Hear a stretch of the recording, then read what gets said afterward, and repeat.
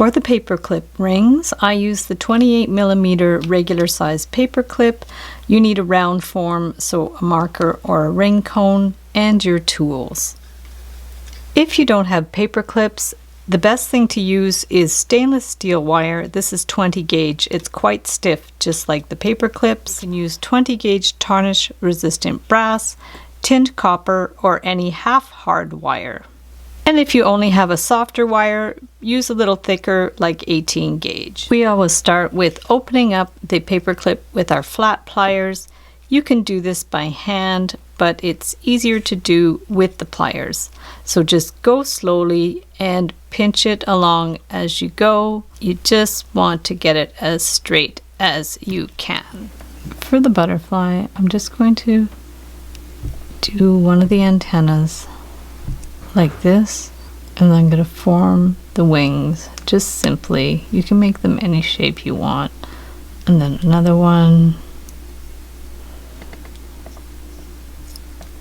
And then we want to bend it back up and make a loop on this side. Bring it in.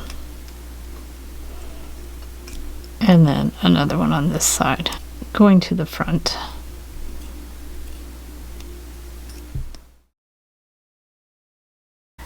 So if you want more shape in the wings, again, just start at the halfway point. Then you need them pointing out at a bit of an angle, and we're just going to shape the wings. So just bend it down, up, and up that way. Same thing here, down and up.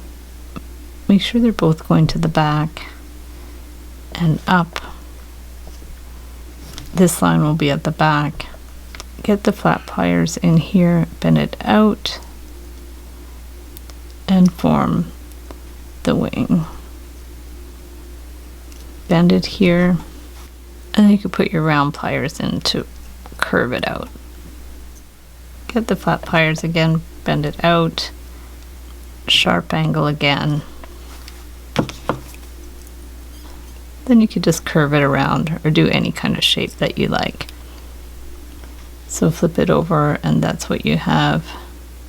If they're not quite the same height, just put your flat pliers at the same level and then bend it back and forth, and they're going to become the same height. And then you can take your round pliers and bend it around.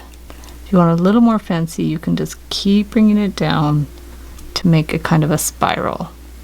We'll start the other one. Bring it around,